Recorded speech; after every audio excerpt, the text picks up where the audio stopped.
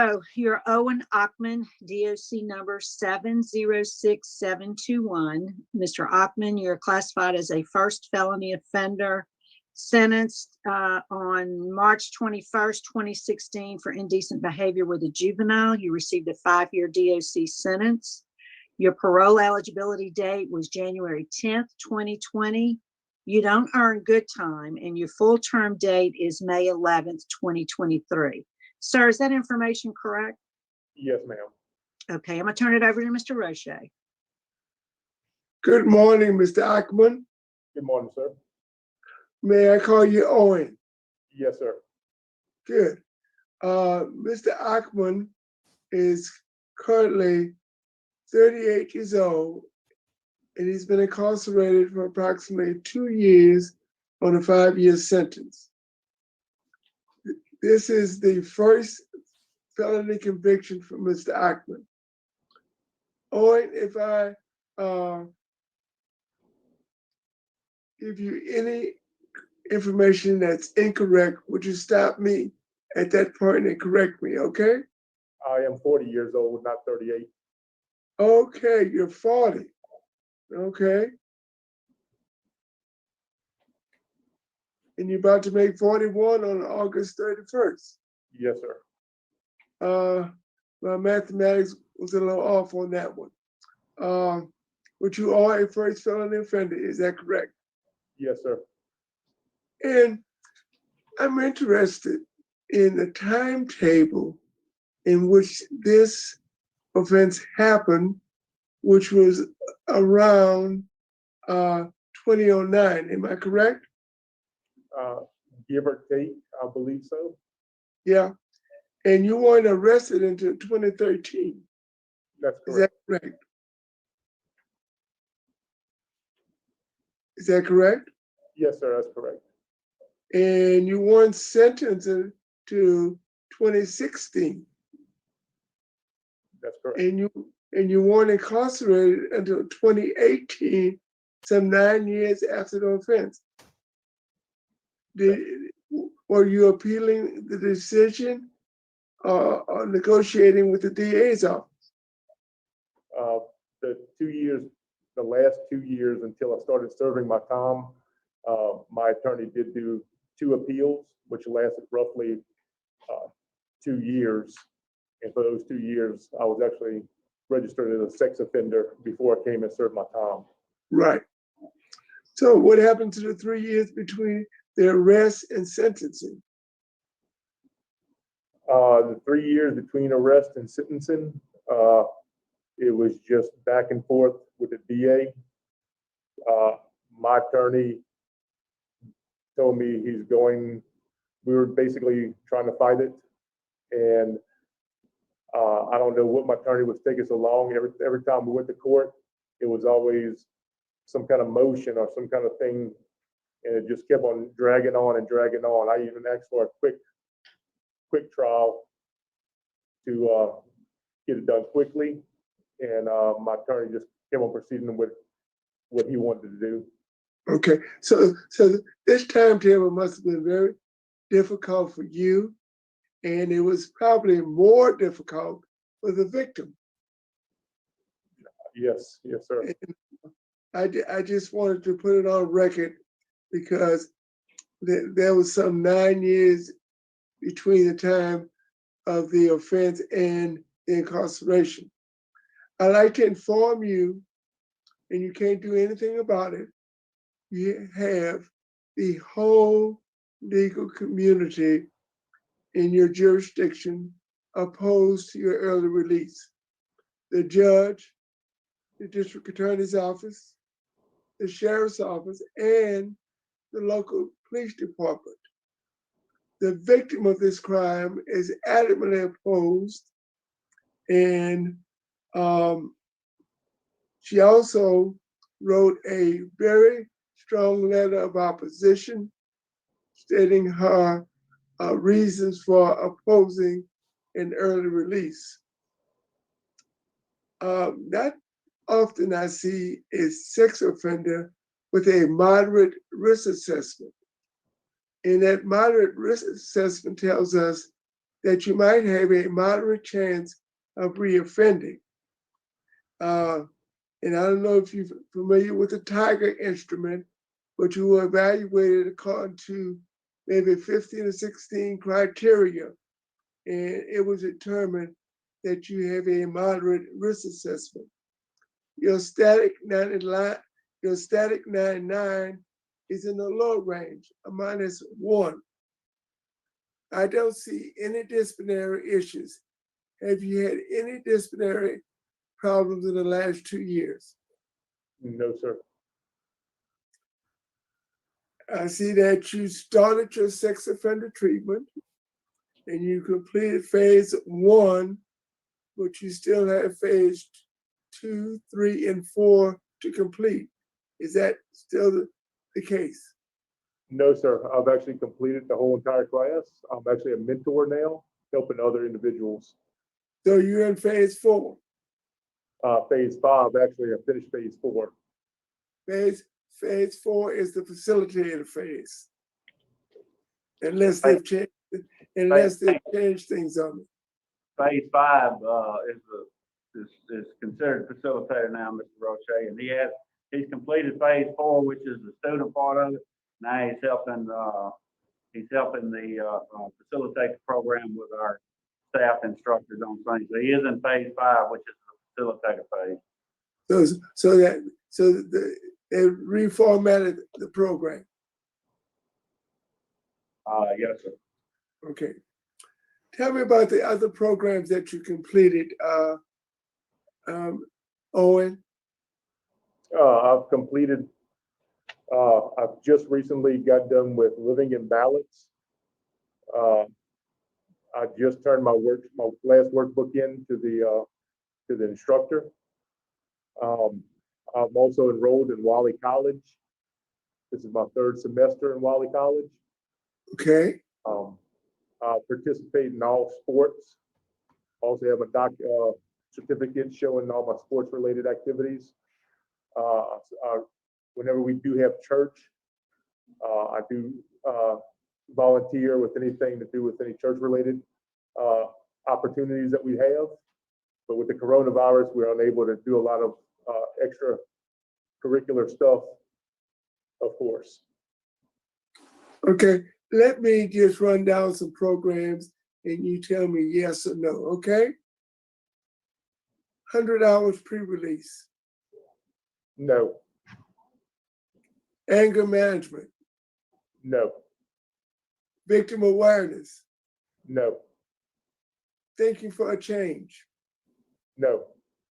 Okay. Tell me what your job at the facility is. I'm a groundskeeper. I work out in the yard.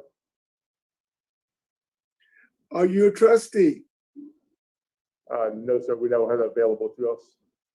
Simply because of your crime? Because we're in N5.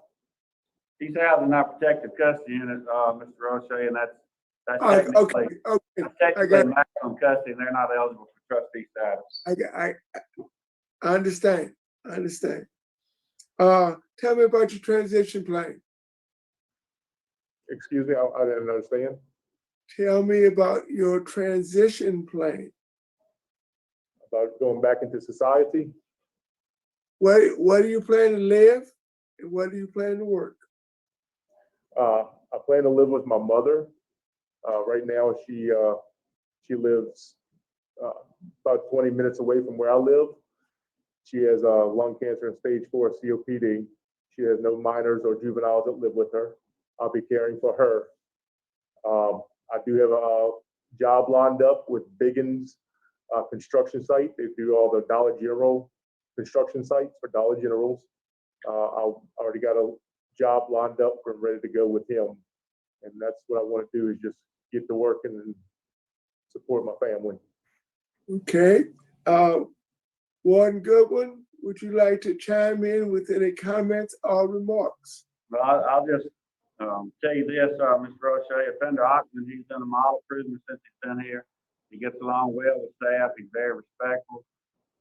He hasn't had any rule violations.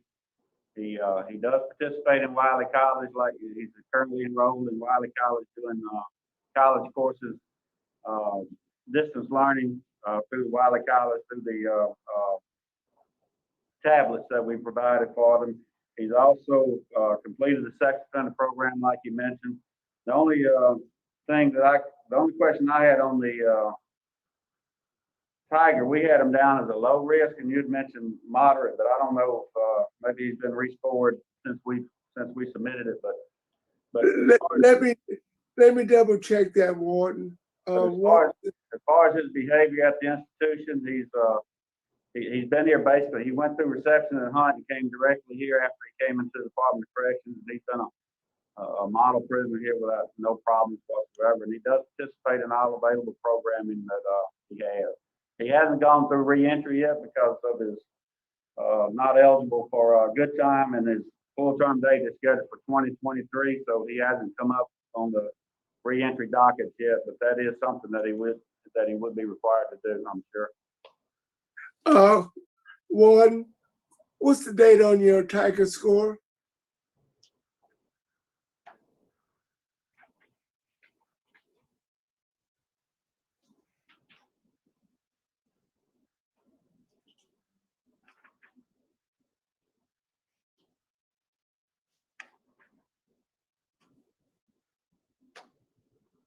I have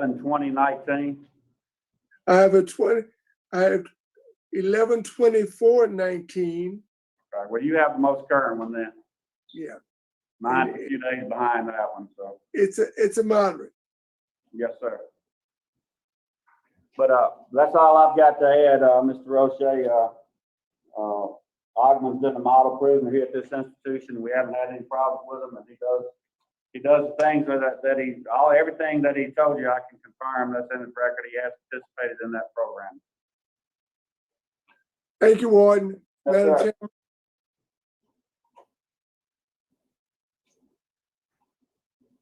Madam Chairman. All right, thank you, Mr. Roche. Mr. Wise? You know, Mr. You said you was gonna live with your mother, is that correct? Yes, sir. Well, I see your wife is here here today. What would be the reason you wouldn't be living with your wife? I have 2 young daughters. Parole doesn't allow me to stay in my residency plan has to be without minors or juveniles. And I have 2 daughters who love me dearly. I just can't stay in my own house.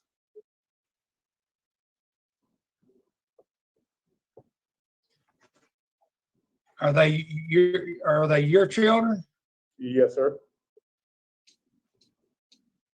Okay. Also, I see that the district attorney is very opposed to your release, and victim's opposition will listen to the victim here. I don't have any other questions. Thank you, Mr. Wise.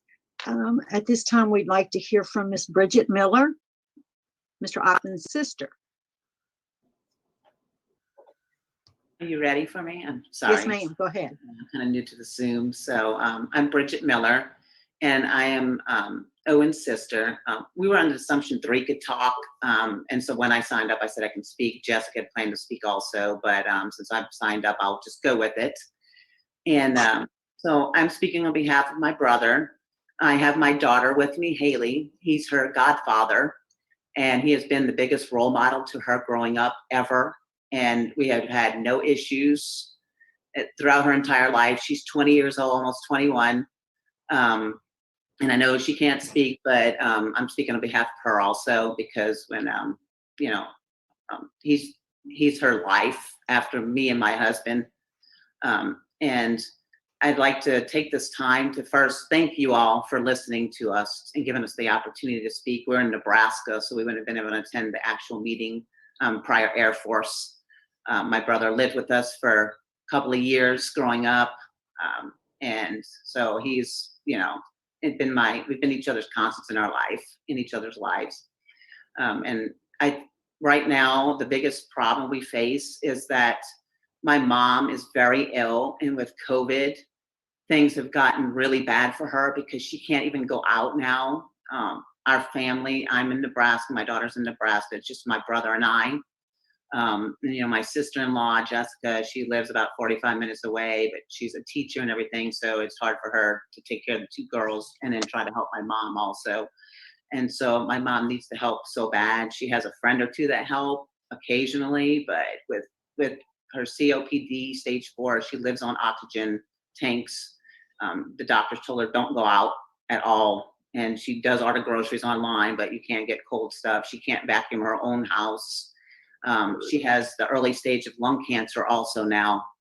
So things aren't looking really good for her. And it's hard because I can't help take care of her. And I'm really praying that my brother could be released out on parole so he can assist with this. And as a father figure, my brother has been amazing with his girls. The girls are 11 and soon to be 16. They've had their father out of their lives for the last 2+ years, plus all through the years of everything going on. It's been very hard for their family with everything. And I know those girls love him with their whole heart, and he plans to be, just like he was before, an amazing father figure to them and be involved and continue on. And I know he's made great progressions while he's been in there. He's taken all his courses he's had to take for his charges, and he's taken college courses. We speak via JPay messaging system. So it's just, I really beg you all to consider, he's served 2+ years of his 5. And he's done everything that's been asked of him while he's in there that's been available to him that I'm aware of. And I think he's ready to be released into society again. And he has a job lined up, plus on top of taking care of my mom and being there for her and his girls and his family and everything. So I just ask you to please consider this. And thank you for your time. Thank you, ma'am. I can allow Miss Jessica Ockman a couple of minutes. If you'd like to say something, I can give you 2 minutes. Do you want to speak?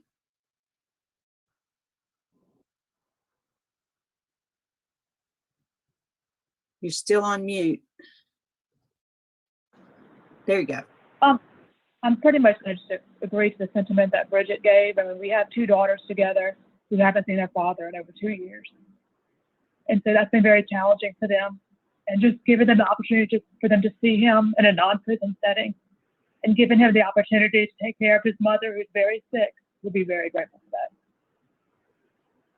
Thank you, ma'am. Thank you. We appreciate your input. At this time, I'd like to call on, I don't know, Mr. Stewart or Ms. Durio. Let me ask you, Mr. Stewart, who would you like to speak first, you or Ms. Bria? Yes, ma'am. Ms. Bria can speak first. Okay, let's do that. Ms. Durio, can you unmute your microphone and then tell us what you'd like us to know? Yes, ma'am. I wrote it down if that's okay. If I can. Sure. Good morning. Today I'm speaking to you in opposition of the release of the defendant, Owen Aman Jr., DOC number 706721. As you may already know, the defendant is my uncle, and for the majority of my high school life, Owen took advantage of me as his niece and as a young girl. I ask that you deny his request for parole based on multiple factors. Reason 1 being that he violated my body in a way that I can never fully be comfortable in my own skin again. Though he was charged with 5 years, I'm the one that has to deal with the effects of what he did for the rest of my life.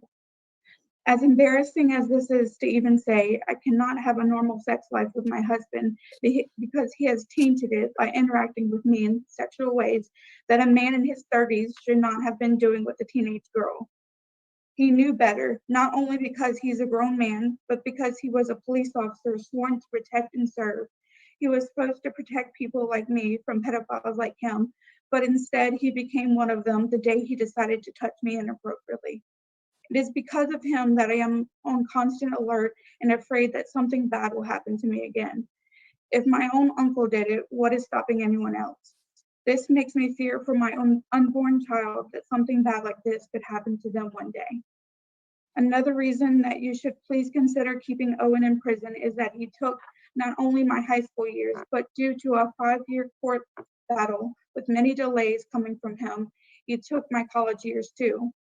I think serving 5 years after going through several years of abuse from him and 5 years of court, having to really relive everything over and over again is only right. I finally decided to tell what the defendant was doing to me once I started college because I could not handle it any longer. I kept it a secret for so long because I did not want to tear my family apart. My aunt, his wife, knew first before my parents because they were away on a business trip. She told me that I may have misunderstood what he did and should have told him no and stopped it.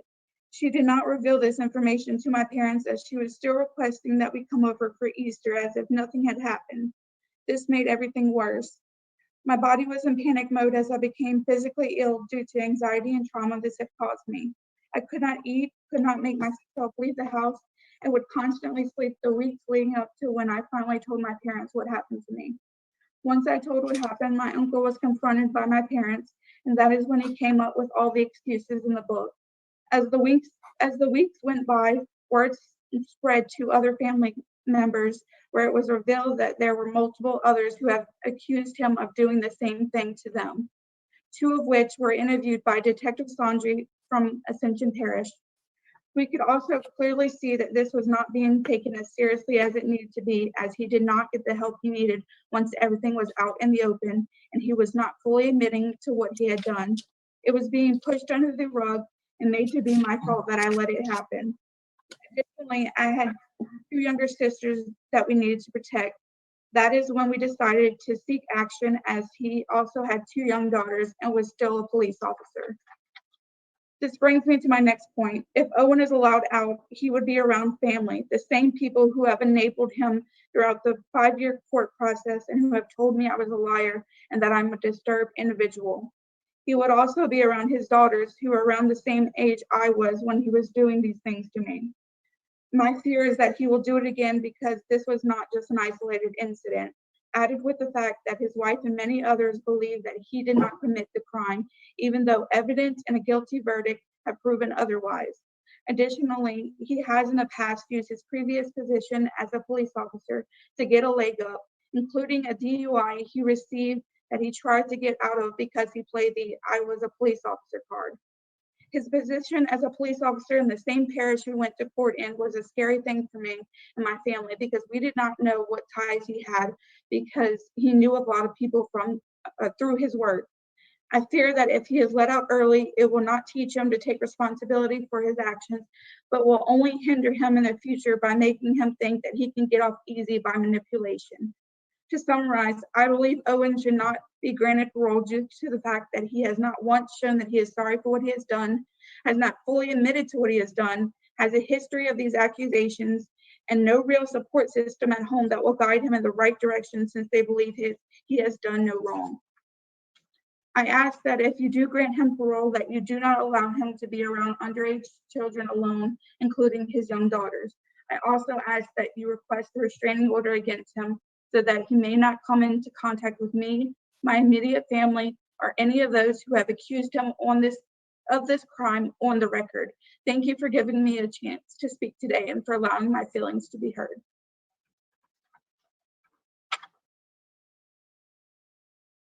We can't hear you. You're muted. Yeah, thank you, Ms. Duria. We do appreciate your and value your input. Thank you. All right, we'll hear from the DA's office. Mr. Stewart. Good morning. On behalf of the DA's office, we strongly oppose the early release of Mr. Ackman based on the fact that an early release would undermine the severity of the crime and clearly destroy the special trust and confidence bestowed in him as his position. And with that, that's the totality of our statement. Thank you, sir. Thank you, Mr. Stewart. We appreciate your input. Okay, Mr. Ackman, this is your opportunity to make a statement to the parole panel, and you should direct your remarks to us as the Committee on Parole. So we'd like to hear what you'd like to say. Yes, ma'am. I just want to start and say that when I came here, my number one plan was to be able to better myself in all areas. My wife told me when I got here that I need to turn a negative into a positive. And that's exactly what I've done since I've been here. To start off with, I had extremely high blood pressure. I weighed 300 pounds, and I just started jogging and getting my health correct. I knew I had to fix myself before I could fix anybody else and fix anything else. Now I currently weigh 241 pounds from jogging every day. I've found the Lord in my life again, which I've always had him in my life, but more so. I attend every church function I can, and he has helped guide me through this process. My blood pressure, I no longer have high blood pressure. I no longer take medicine. I've had back problems, no more back problems with all this. So physically, I started changing myself. I knew mentally, I had to start doing other things also. I started enrolling in every single class available to me. Being in protective custody, we only have certain classes that are available to us. All the other classes that were mentioned to me a little while ago have never been available to us. So I've taken every class that has been available to me to take. Like I said, I've completed the sex offenders registry class, living in balance. I enrolled in Raleigh College, participate in church and sports functions. I do have a residency plan with my mother, and I do have a job lined up. I did remain out on appeal bond for 2 years as a sex offender before I started serving my time. And I remained on good standings, and I paid my fees every year and through the sheriff's office. And so I could show that I have done this before and have been labeled as a sex offender before I got here, and that I can actually go through the process and abide by what the law tells me to abide by. I have two beautiful daughters at home. Like I said, I haven't seen them in 2 years, and it's very hard. And I still have a home mortgage. I still got bills like everybody else. Basically, my goal when I get out of here is just to work. I want to build my retirement back up. Since I've been here, I have gotten stronger mentally, physically, and spiritually. But overall, the main thing is I was able to sit here for these 2 years and actually contemplate on and think about all my actions and the inappropriate things that I've done. And, overall, when it's all said and done, it's the right thing to say that I'm sorry for what I've done, and I'm so sorry for the pain and hurt that I've caused this family throughout this whole process. And but it also has been hurtful for my family too. And I just want to say I do apologize for any hurt I've caused, and that I just want to be a model citizen when I get home, and I want to be able to once again work and support my family, put my daughters through college, and that's it. I just want to tell y'all, thank y'all for letting me speak.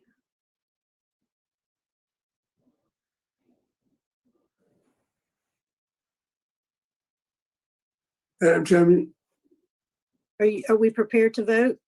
Madam Chairman, before we vote, I'd like an explanation from Warden Goodwin on why basic rehabilitative program is not available to someone that's in maximum custody. They are available, Mr. Roche, but they're scheduled based on their release date. We do provide that programming for that housing unit. It just, Ackman's rotation, turning the rotation hasn't came up yet. Like they do the entry and they do the living in balance and all those things, but they do them on a schedule based on their proposed release date. Hey, thank you, sir. Yes, sir.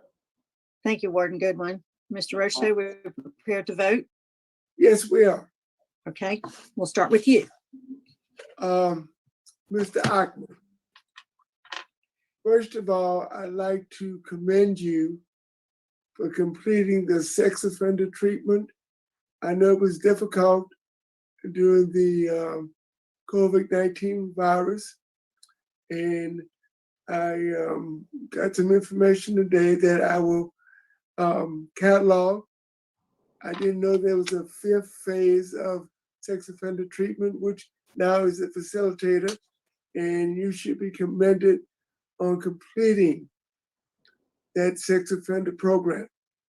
Thank you, sir.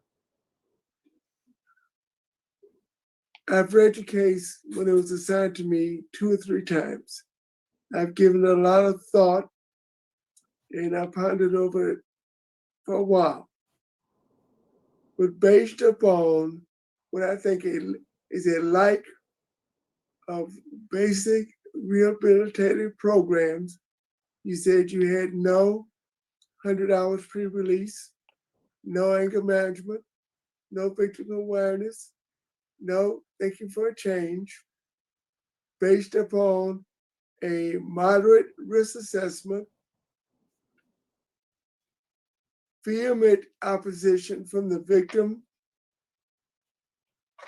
strong opposition from law enforcement, especially the DA's office. My vote is to deny your request. Mr. Wise. At this time, I'm going to vote to deny because of very strong victims opposition. You have a moderate tiger risk factor and very strong DA opposition and law enforcement. Also, during this time while you were out on bond, I had a little problem. You had the DWI plus you being a police officer at the same time. And the thing is, I see that you need to work on a few more programs, victim awareness programs, some programs Mr. Roche has stated.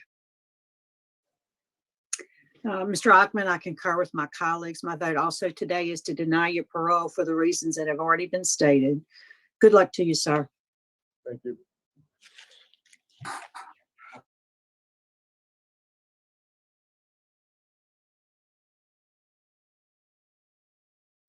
A police officer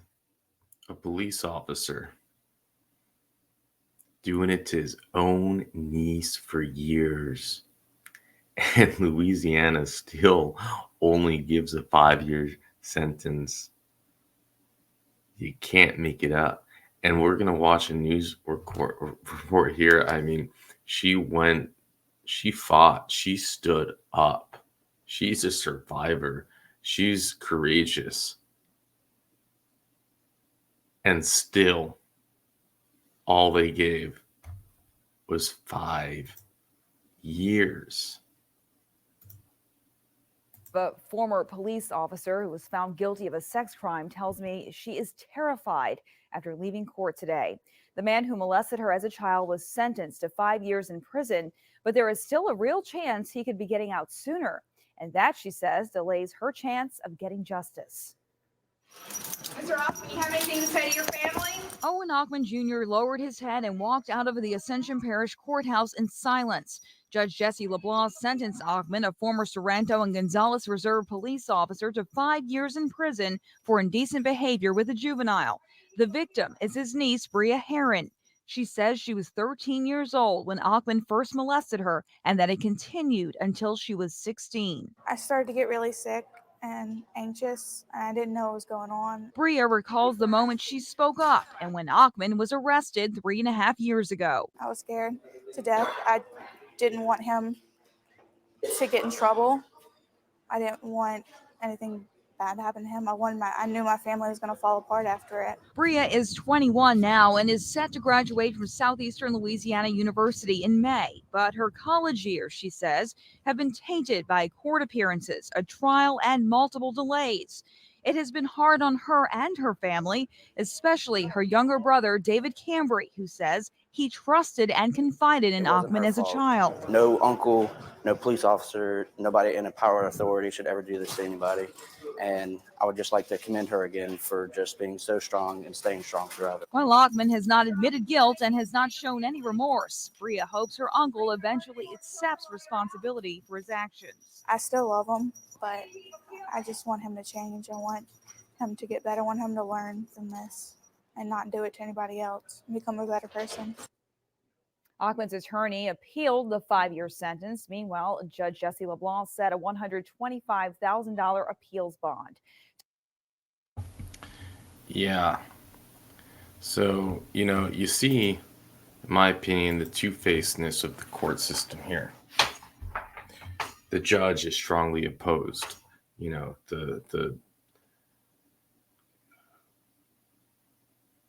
As if he's, we hear that at this parole hearing, as if he's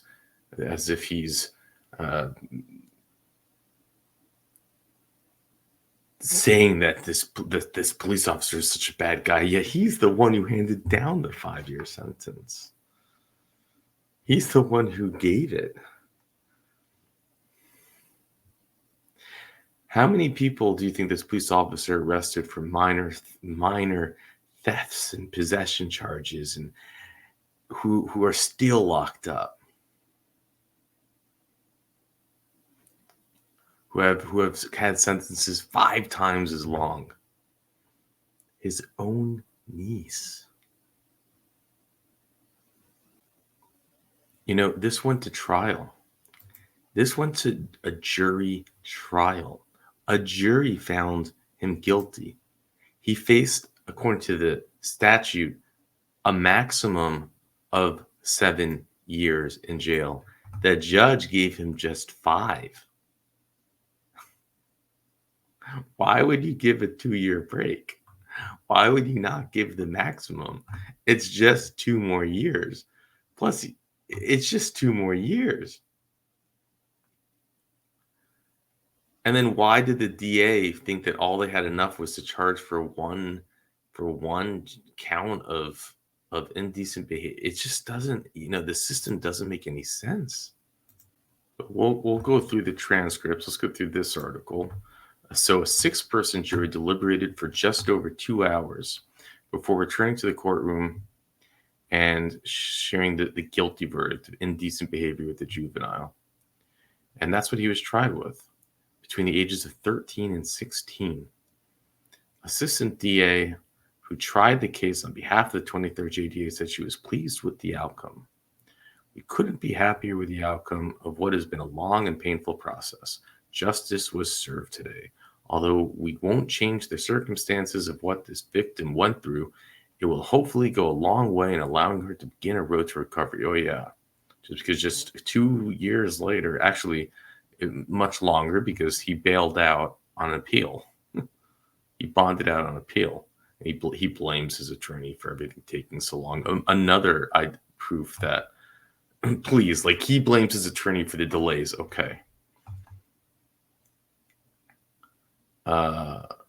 He previously had a bond set at $7,500. He asked to keep it the same and allowed to return August 21st, but he was remanded immediately, and the judge set a bond at $75,000, along with bail restrictions prohibiting any contact with the victim, who is now 21. So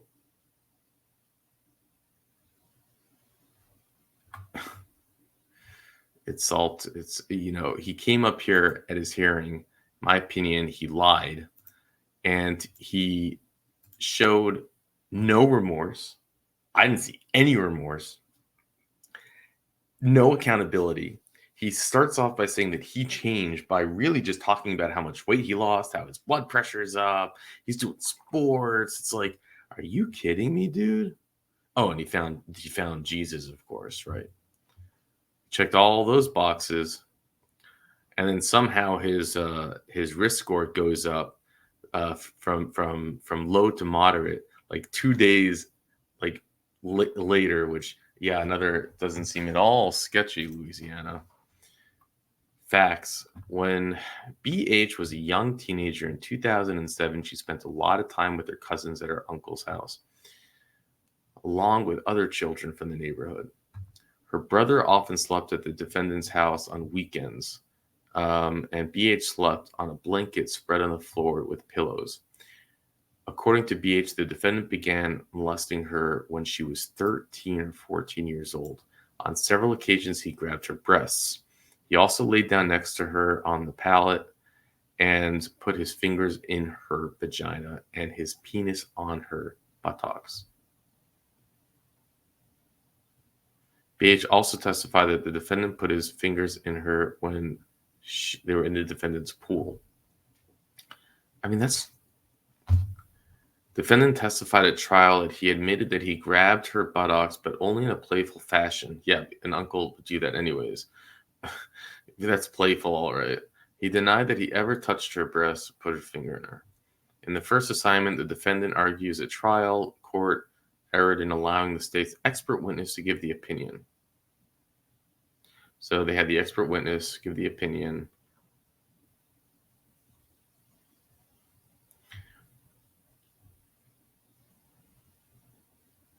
According to the doctor, BH told her that she had been going to the home of a relative about every other weekend and that her uncle had been touching her. BH further told her that her uncle had touched her breast, put her fingers in her, and touched her body with his, Shortly thereafter, the prosecutors asked, and given BH history of physical findings, did you make any conclusion? The doctor said that it was child abuse. So they appealed that.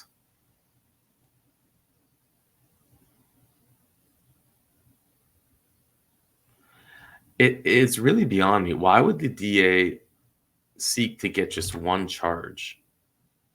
Why can you not get multiple charges for every time that he did it? Why do they seek just one charge? Why don't they, again, in front of a jury, say this happened 1, 2, 3, 4, 5, 6, 48 times? We're going to charge for all 48 times. And why is the maximum sentence 7 years? And why couldn't they add an incest charge to this?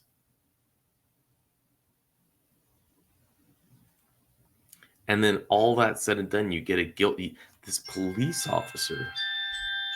Oh my gosh, my alarm clock. It's 4 a.m.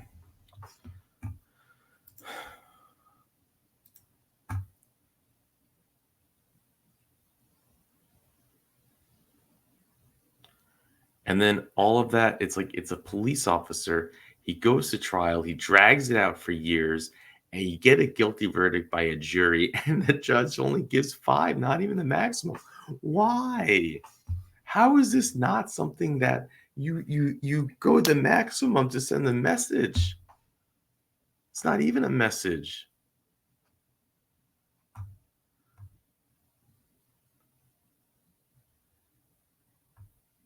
Before the trial, they wanted to bring evidence where the state abducted a testimony from the defendant's half-sister, who was approximately 12 years younger than the defendant.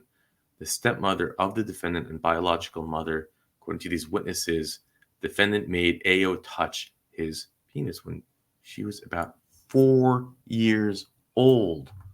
This is what she was talking about by other family members bringing it up.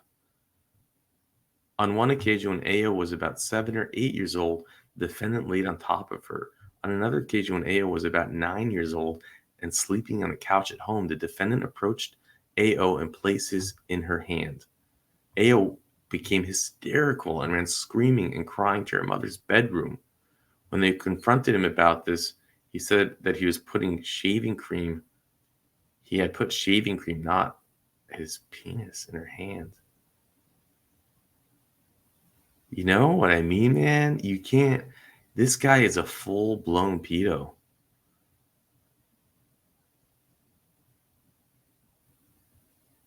Also stated during her testimony, the defendant's grandmother was not at the house of the night of the incident. Despite the testimony, Rita testified at the pretrial hearing that Rita at the house of the night She waited at the house the defendant came on ongoing. Alleged the defendant had gotten some shaving cream from the bathroom and put it on the hand of a sleeping AO. This caused AO to jump and scream, according to Rita. AO grabbed the tongue of the dog that had been resting near AO.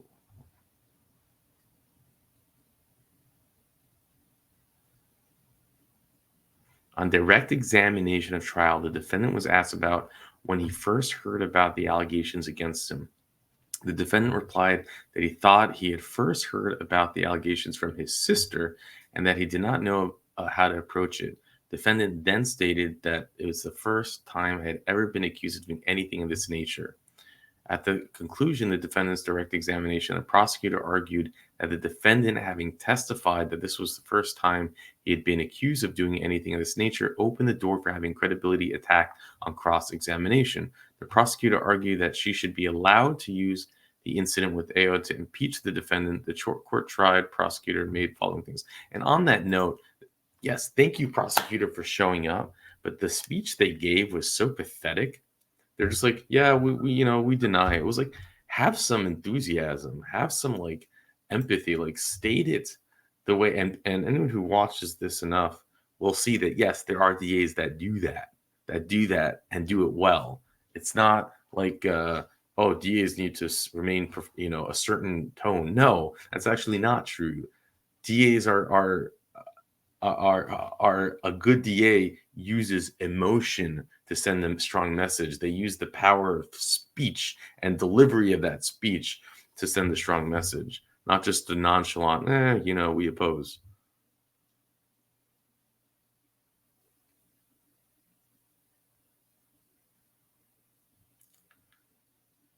I mean, this guy literally has a history of doing this. And his family was protecting him and defending him and still are.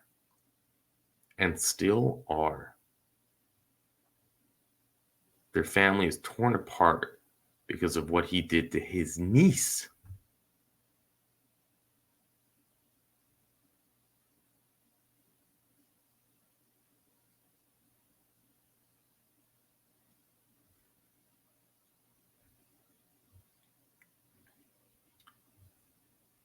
The system is so broken. The idea that a police officer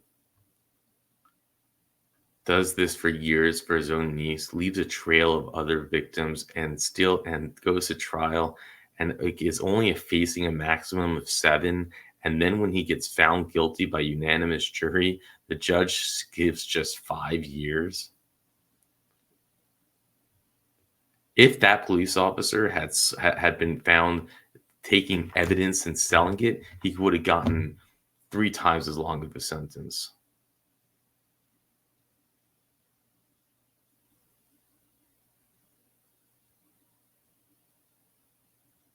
The defendant admitted that he laid on the pallet and fell asleep with his own children, as well as with other children. The defendant also testified that he used to rub her back and stomach, and he always asked before doing it. According to the defendant, when BH was between the ages of 15 and 18, he grabbed her butt in several places, including the kitchen, hallway, living room, and outside. And the guy, when there's smoke, there's fire.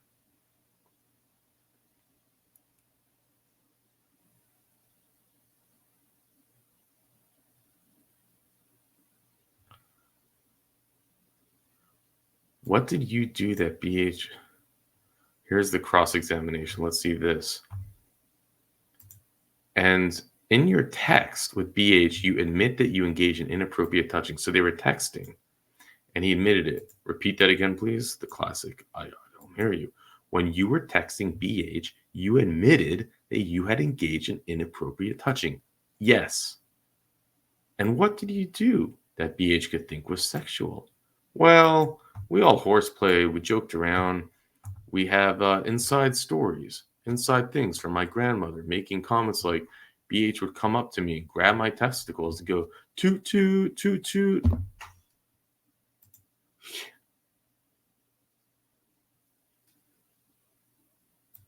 Okay. It was joking thing that everybody did. Oh, yeah. Yeah, definitely joking. Everyone just ran up and grabbed your testicles and went toot. Are you kidding me? Are you kidding me? You can't make it up. 5-year sentence. Once again, I mean, I'd grab her butt sometimes. I would even slap her butt. That's perfectly normal behavior between an uncle and a niece, of course.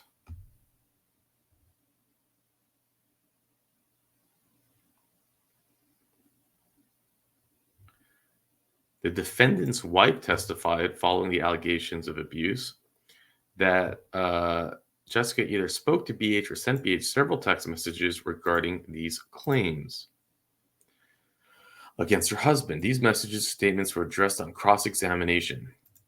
I never thought you were lying, Jessica explained in the text message. BH had misinterpreted. Explaining this text meant that Jessica thought BH had misinterpreted the situation. Jessica told or texted BH that the defendant needed help. Jessica explained at trial that she meant that the defendant needed help because he had begun drinking heavily. So here she is texting her saying, yes, he did it, he needs help, but then she's taking a step back and saying, no, it's because he's drinking. And he's drinking because of these allegations. You know, they deserve each other. They deserve each other. Why would she stay with that, man? Why? And he has 2 daughters. It's so scary. He never should have done it. You should have said no. Here it is that they're talking about. She texted it. He never should have done it, but you should have said no. Jessica had told or texted BH the defendant was sorry, and Jessica was told BH that the defendant did was wrong, and she was not defending him. Okay. A lot of gaslighting, it sounds like. I've got to help him break the cycle. When asked on cross-examination the cycle of what, Jessica responded that the defendant's family was addicted to gambling and other members of the defendant's family had issues with drinking. Yeah, I'm sure that's exactly what you guys were texting about. When she texts you about what her husband had done to him and you said, I need to break the cycle, it was about drinking and gambling. They really deserve each other. Sick. Finally, there was impeachment of testimony at trial that suggested the defendant was not being truthful about never having had allegations of sexual abuse against him. The former allegations was by the defendant's half-sister who accused the defendant of putting his thing in her hand. Remember that part when he said it was shaving cream?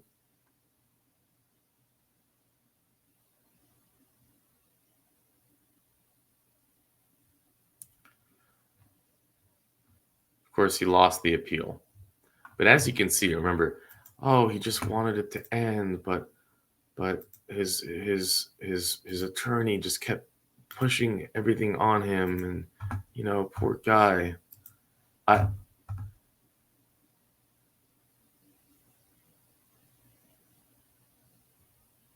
It's just hard to understand. He is out. You know, this hearing happened in 2020. He's out. And here's where if you needed more proof, not like you needed it, but if you needed more proof, I say here it is, that the system is just totally broken. A former police officer, you got witnesses, you have a trail of victims, you have a jury trial. Somehow the DA goes for just 1 count for maximum sentence of 7 years. You then have a judge that gives just 5 years. Then the judge says he's opposed, and the DA says they're opposed. And you have, meanwhile, a survivor that's ready to get up onto the news. It's ready to get up onto the stand. It's ready to get up onto this parole hearing. And it's like, you're ready to do all of this, and still, what's he get away with? He gets away with 5 years. And then and he doesn't even give so much of an apology. At the end, he says, I'm sorry for what has happened with the victims and my family, or something like that. It was ridiculous. But don't worry, his blood pressure's down. He's found God.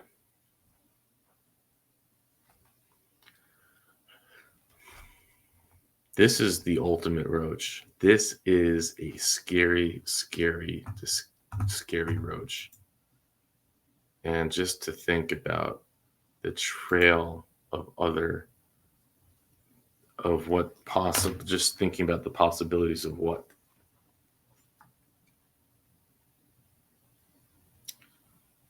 Anyways, you might not believe it if you didn't see it, but here it is. DOC numbers 577676. You are classified as a first felony offender. You were sentenced on May the 2nd, 2011 for an aggravated incest conviction. You received a 10-year DOC sentence. So your parole eligibility date was June the 10th, 2019. You're not eligible to earn good time, and you have a full term date, which is December 11th, 2020. Is that information correct, sir? That's correct. Okay, I'm gonna turn it over to Mr. Wise. Yes, sir. Ms. Davis, you were sentenced on 5/2/11. I read over your case real well, and I went over it back and forth. You were a lieutenant for the police department, is that correct? With a sheriff's office. I was the lieutenant with a sheriff's Yeah, with the sheriff's office. Yes, sir. Okay, how long have you been working for them? 18 years, almost 19. 19 years when this came up. Yes, sir. At first you had went and you denied it, and then after they got down to the New Orleans federal investigation, they brought you back up there and you admitted it. Is that correct? Yes, sir. Okay. Sure. What are some of the programs you've taken? Warden, can you tell us any programs or give me any comment on Mr. Davis? Well, he's completed the reentry programming. He's completed Celebrate Recovery, sex offender treatment programming. He's completed 4 phases of that program. He's completed Cage Your Rage and Living in Balance. He got his GED in 1986, so he had that prior to becoming incarcerated. But since he's been here, he's been participating in college courses and has 73 credit hours completed with Wiley College. And he came here shortly after getting the sentence, Mr. Wise. He came here in 2011, I think June of 2011 when he arrived here. And he's been in our protective custody unit because of his law enforcement background. He's been in that unit for the 9 years he's been here, 9 years and a month that he's been here. He's been a model prisoner, no problems whatsoever. He has absolutely no disciplinary reports. And I can't say anything bad at all about James. He's done very well since he's been here. Okay. Also, as I'm looking here where the victims is, they're, I think the victim's mother, they're unopposed because of the mother stated that she was adopted and she's unable to find her anything. And last time they knew, she was in New Orleans. So I don't have any other questions. Mr. Roche? Madam Chairman, I have no questions. All right, thank you, sir. We'd like to now, there we go. So I see we have some family members, and ladies, I can give you a total, each of you can have, either one of you can speak for everybody, or everybody can have 2 minutes each. So is that Kaylee first, or is that Kaylee I'm looking at in front? My sister actually wants to go first, so I'm gonna let her go first.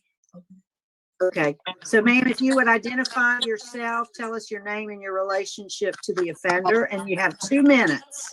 Okay, thank you. Good morning to the parole board. I'm Kelsha Davis, James R. Davis' middle daughter. I am Kelsha Davis, James Romel, James Donor middle daughter. Thank you for allowing me to speak on my father's behalf. I would like to start off by saying my dad is a loving and caring man. He has always been known for helping someone. I used to love when science fair projects time came around in school. My dad and I would come up with some of the coolest projects, and he would also stay up with me all night to make sure that we perfected all projects. Those times meant everything to me. My dad was very big on family time, no matter if it meant going on vacation, a barbecue in the backyard, or just the whole family playing games in the living room. My dad has always made sure we've been taken care of and had everything we ever needed. And even under the circumstances, my dad has never stopped being there for me and have always shown great support. When my dad left, I had just graduated high school, getting ready for college, and he was able to attend my high school graduation, but not able to see me off to college. I have always been a daddy's girl and used to having my dad around, so it's been very difficult to deal with. I truly miss my dad being here with me, and I can't wait for him to be home so we can get back to family time.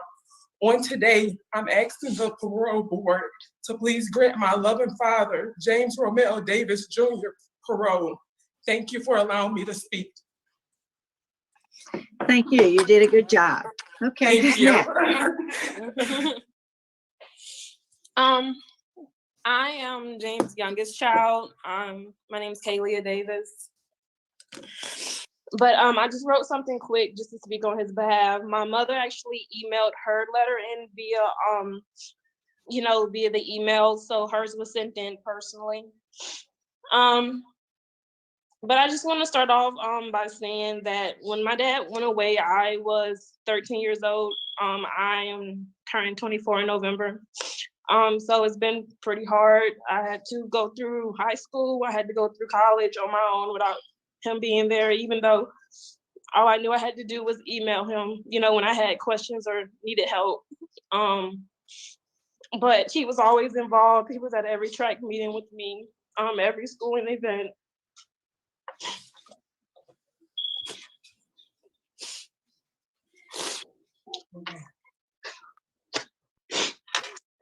And I'm just ready for him to be home. He's just always been, my hero, and I just always looked up to him. And if, I'm just asking the parole board, he's been going for 9 years, so it's just been really hard without him there. So I'm just asking you that if you can grant him parole, so, we can be a family again and get back to what was missed. Thank you. Thank you. We appreciate your input. Now, the other lady there, is that your mother? Who is? Yes, ma'am. Yes. Good morning. Good morning. I did email. I'm Michelle Davis. I'm the wife of James Davis, 33 years. I did email a letter in, but I'm going to speak. Okay. My daughters want me to speak. Although the letter is there, I just want to say that James he's always been caring, loving. He's always been there for me. And I mean, he's just a big part of our life. Even under the circumstances, we love him and we're ready for him to come home. He has been remorseful. We have talked about everything. I mean, anything that needs to be discussed, we have discussed. And we just choose to be here for him and live as a family should live. And we're just ready to move forward. We're ready for him to come home. We're ready for the backyard barbecues, crawfish boils. I mean, a lot of people just look up to James. He's easy to talk to. If you got a problem, he listens. He's not judgmental. He's a very good man. He has a place to come home to. We're here with open arms, and we're just ready. We're ready. And I just ask that you grant my husband parole today, so that he can be back home with us. Thank you, ma'am. Yes, ma'am. Well, we appreciate all the family's input. All right, Mr. Davis, this is your opportunity for you to make a brief statement to wrap it up for us, if you'd like to. Okay. And I thank my family for being here. I'm gonna try to keep it brief. After that, it's gonna be hard.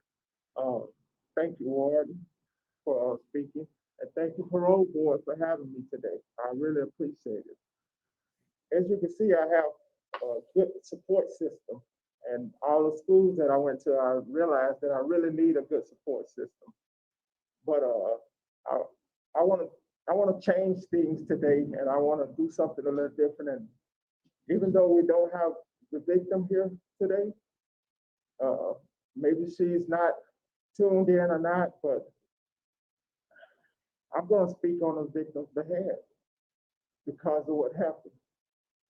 And I'm going to let everybody know right now that the victim, excuse me, I'm sorry. I want the victim to know that she did nothing wrong. And I want her life to be a better life. I know she's not tuned in or anything. And I say that because she's an adopted niece and I want her to have a life. I want her to have her brothers, her sisters, and everybody there. So I just want to make sure I get that out. It's not about me. I know I'm going to be there for my wife. I'm going to be there for my children. I'm back to who I was. I'm a better person. But I want the victim to know that she did nothing wrong. This was on me. I was wrong. And just saying that I'm sorry is not good enough. So I'm not even going to say that I'm sorry. I lost my job. I lost boats. I lost motorcycles. I lost a house. I lost land. And that's nothing compared to what the victim had to go through. So that's why I'm not sitting here just giving this sad, sorry story. I want the victim to know I don't want them to think that they have a predator or a sex offender there. I want them to realize that they have a good, hard-working man shopping, trying to buy him some apples too, or some oranges. And that's the most important thing that I've learned here with the systems that the warden has put me through, is to not be a threat to society. To be able to go where I need to go without people being worried about what I'm gonna do or who I am. They can be comfortable that I'm a normal person. And I had to get back to that point. And as bad as it may sound, I had to come here to realize that. Otherwise, I wouldn't even be able to see it because I had lost touch with who I was. But I'm back. And I want an opportunity to make it right with everybody that I have hurt. And I thank y'all for this opportunity. I thank my family for being there. I thank them for being the best support system anybody can ever want. And I just ask that you all grant me parole so I can get out there and start taking care of business and start repairing some of the things that I messed up. Appreciate the opportunity. Thank you, Mr. Davis. Well said. You've given that a lot of thought, I can tell. Thank you. All right. I think we're ready to vote, and we'll start with Mr. Wise. At this time, I'm gonna vote to grant you parole. You completed your sex offense program. You got good program. You have a full-time date coming up on 12/20/20. You good comments from Warden Goodwin and a low risk factor. Also approved residence plan set by PNP and good family support and no contact with victims. Thank you. Mr. Roche? Mr. Davis, congratulations on completing the full sex offender treatment and all the other basic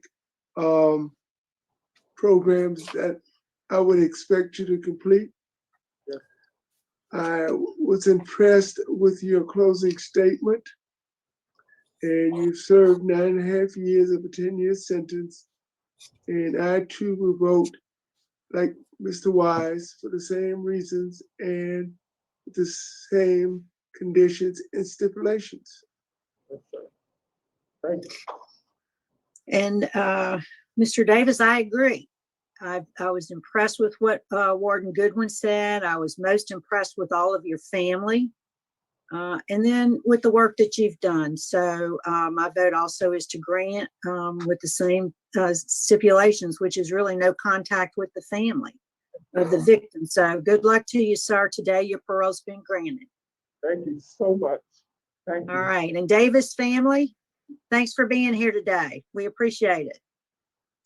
Warden Goodwin, Warden Goodwin, I think that concludes our business at your facility. Thanks for facilitating with us today.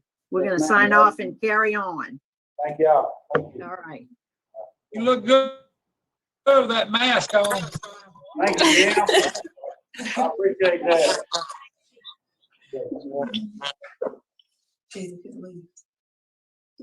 So there you have it. Another police officer convicted, but this time he got 10 years. And we're going to read a few things that Richard shared with me on the case. We'll go through the facts. We'll go through also an interesting article written by someone who brought up the idea that how is it that a police officer of 18 years gets 10 years for incest? And others get twice that for possession. So, also I have to say something that I was offended by. Really, I was. Now, I get it. He was getting out anyways. They were going to let him out. He served 9.5 years on a 10-year sentence. But that the mother said, oh, well, we couldn't contact the victim. She's just adopted. And, so, yeah, what's the big deal? Okay. That makes a lot of sense. On October 6, 2007, the victim, OL, assisted her adoptive parents, EL and FL, in moving a new refrigerator Folsom home with the help of the defendant, who is FL's biological brother. After the refrigerator had been put in place, OL met with the defendant to his nearby home so that she could help him either clean or perform maintenance on his ceiling fan. According to OL's trial testimony, she entered the front of the defendant's home. Defendant entered it from the rear. In doing so, defendant locked the door and proceeded to chase OL into his living room. OL stated that the defendant forced her onto his love seat, pulled her pants down, and began to have intercourse with her. After a short time, the defendant removed from her and placed a condom on himself. Then he continued to have intercourse as he held her down. After the defendant finished having intercourse with her, he told her thank you and sent her home. OL stated that the defendant had also told her that he would kill her if she told anyone what happened. At the time of this incident, she was 17 years old. And something else I realized in this case, in this hearing, they didn't ask him why. They didn't ask him. In both cases, they didn't say, are you guilty? Do you finally admit it? Really not impressed with, usually Mr. O'Shea would get into those details, and he just hasn't. And maybe we needed Miss Jackson here. OL returned from the defendant's house, and her father, EL, eventually noticed that OL seemed upset. After some peddling, OL told her father that the defendant had engaged in intercourse with her, then took a bath and put her clothes that she had been wearing in a bag on her bed. As her parents attempted to make contact with the defendant, OL left her home and began walking down Highway 25. Almar Chico James noticed OL was walking in the street as he pulled the car over to help because he noticed OL was crying. Although he did not initially recognize OL when she introduced himself, Mr. James realized that he had counseled OL when she was a young girl. OL told Mr. James about what happened in the defendant's house, but she stated that she did not want to tell police because the defendant was a police officer. Instead, OL asked Mr. James to bring her to Cummington Fair. Mr. James complied with the request, but then immediately reported the story to the parish sheriff's office, who were eating dinner at the local fast food restaurant. Mr. James gave an official statement to Corporal Hugh Davis, and Mr. James contacted OL and picked her up from the fair in St. Tammany Hospital for examination. So he went and told the police anyways, and good for him. At the hospital, OL spoke with 2 sheriff deputies and recounted her story to them. OL reported to the detective, Brian Cole, at headquarters. Trial Cole both testified. OL's recounting of the incident remained consistent throughout multiple interviews. Based on OL's report, Detective Cole secured a search warrant for the defendant's house in order to seize items of clothing described he had worn during the incident. In addition, the 2 sheriff's deputies who were initially dispatched to OL's home were able to consent to OL's parents to seize the bag of clothing that OL had left on her bed. Detective Cole conducted an interview with the defendant and said that he had asked OL to come to his house, then she could steady a stepladder while defendant walked his ceiling fan. Defendant denied he had any sexual contact with the victim. Due to the fact that the defendant was a sheriff's office employee, Detective Cole asked the defendant if he was willing to submit to an independent interview conducted by a special agent. And good job for the police department, you know, acting immediately on this. It's one of their own. They could have done so many things. Let's give a round of applause. I mean, that's huge. Like, you have all the situations here. There was, he could have gotten away with it, but a counselor picked her up, listened, told the police. The police went and moved forward properly. I mean, this is great. This good behavior needs to be called out, you know? The FBI New Orleans office defendant agreed in October 16, 2007. He accompanied Detective Cole and Lieutenant Warren Mueller to the FBI New Orleans office. The defendant was read his Miranda rights, and after a short time, he dictated a statement to Special Agent, which he admitted to having intercourse with her. Several days later, the defendant was arrested and charged with aggravated incest. And there's the thing, they call her, again, the adopted niece. And it's like, what does that even mean? Was that mean that it was an actual niece they legally adopted? And it's not. I'm just saying the whole. They should. He's a police officer. You know what? To send him a message, make him serve the full time. He's got another 6 months. Make him serve the full sentence. Send a message. There's no DA representing the survivor. There's no one representing. There's no one holding. It was just terrible hearing. And even listen to what he said in his victim impact speech. I want her to know that she did nothing wrong. It was on me. He must have said that 3 times. And whenever they say that, what they're really saying is she was into it. She wanted it. I should have been the bigger man. And that's not what happened here. We see that happen all the time.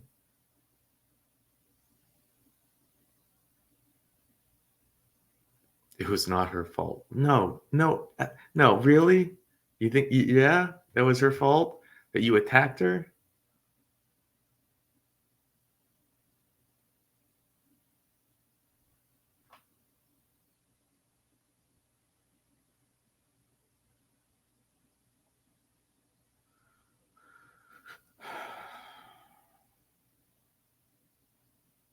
I'm looking through this.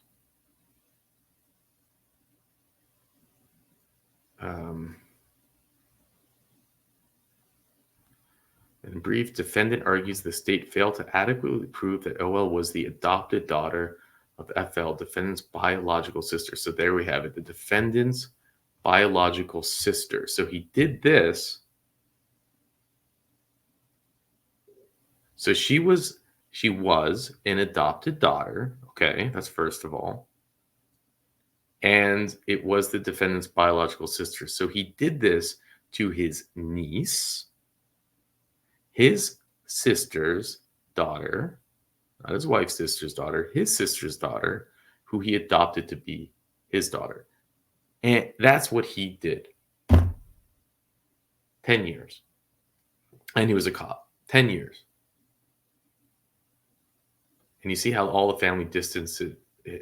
He was the good, you know, we can't find her. We don't know where she is, you know. It's like, you guys have no shame.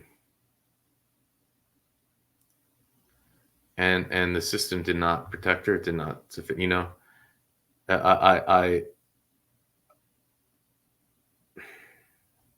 Defendant raised the argument in motion for post-verdict judgment acquittal. Issue was argued before trial. This is part of why we do this. We can be the victim's advocate. We can be support for the survivor. We can do that when no one else will. In fact, they did get the adoption records pertaining that she was concerned an adopted parent might not admit to adoptive relationship when they were called to testify at trial. However, the prosecutor opted to introduce those records and freely admitted.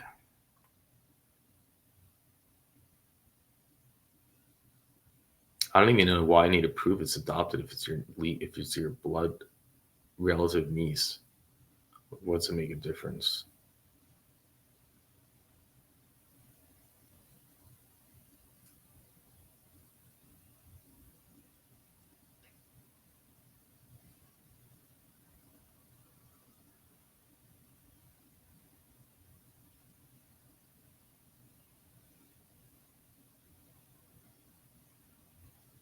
OL testified that EL testified that he was married to FL, defendant's biological sister, and that OL was his adopted. I don't know. Maybe it was his wife's sister's daughter. Is that possible? Was defendant's adopted niece, and the defendant was aware. It's a bit confusing for me, but either way, it doesn't.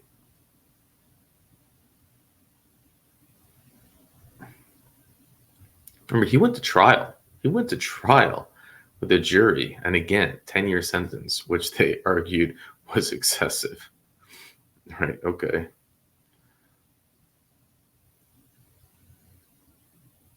And look at the legislation at this time, at least.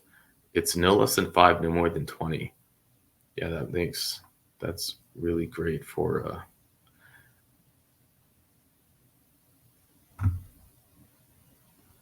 makes a lot of sense. And on that note, let's go check out this article. This is going to be, I think, validating to read, or just, that's the right word. I wish I can get rid of that. But thank you, Richard, for sharing it. So let's read this. St. Tammany Parish, Louisiana, is a place governed by strange logic.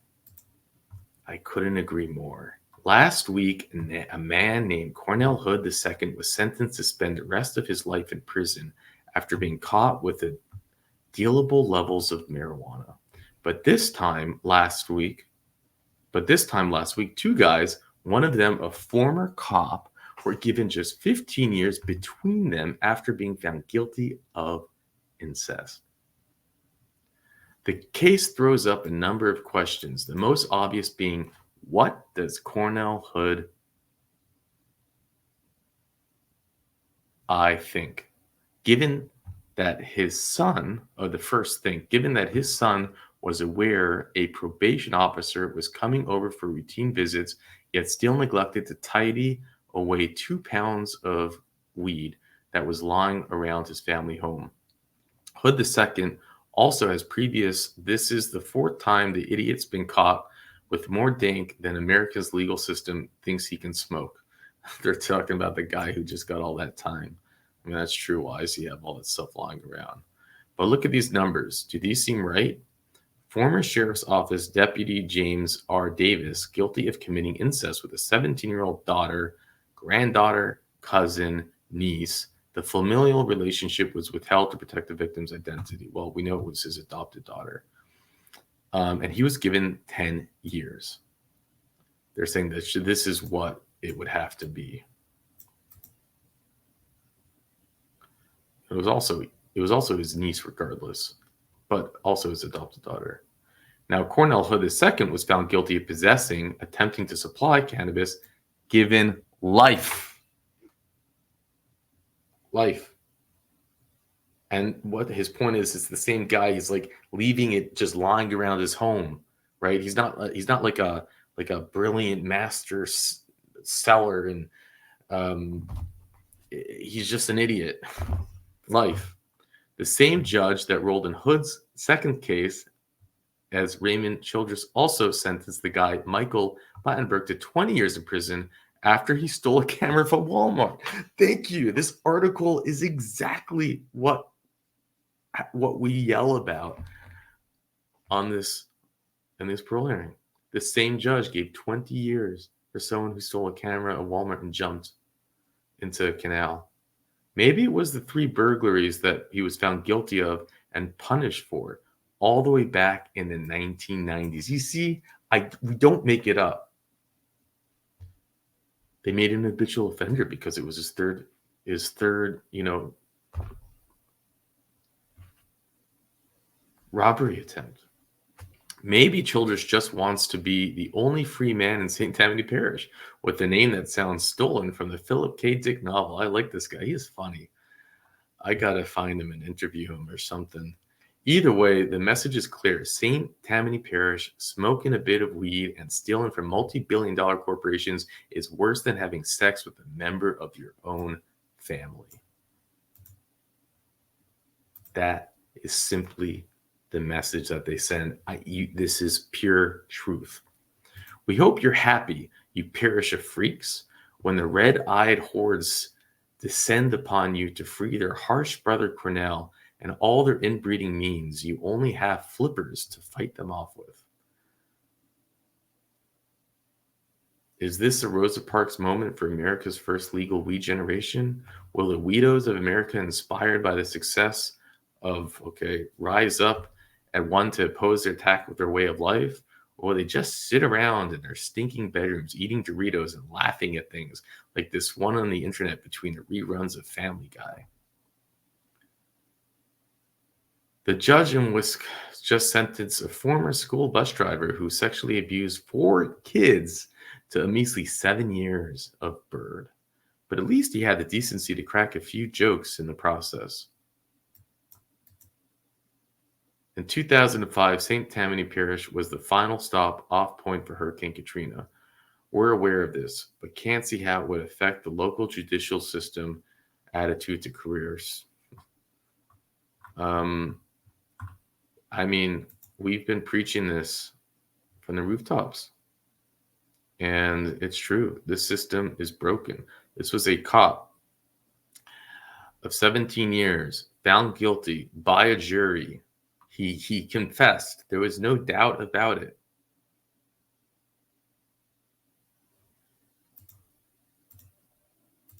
Here's just one more article Richard sent, just if you want some more facts before I let you go.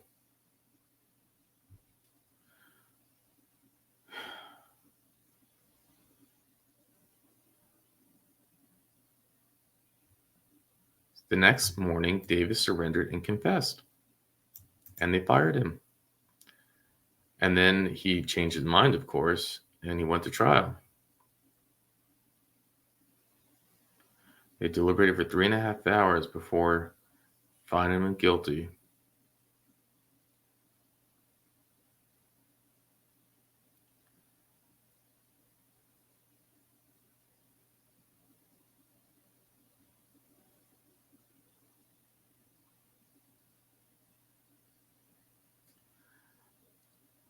Yep. The victim did not attend the sentencing and opted against issuing a statement. You don't think that she felt maybe just like, remember, she's adopted. Now she's lost everything, and all because, and it would have gone untold if these things didn't play out. And they really needed to have someone stand up, a DA stand up and talk on her behalf. They really did.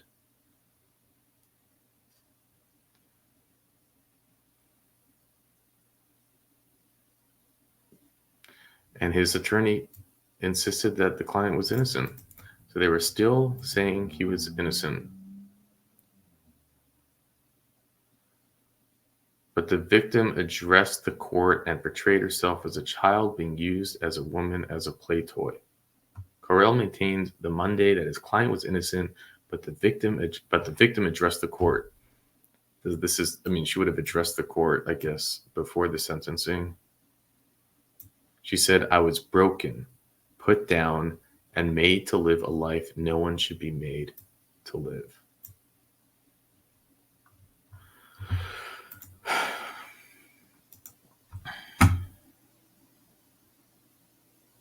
There you have it.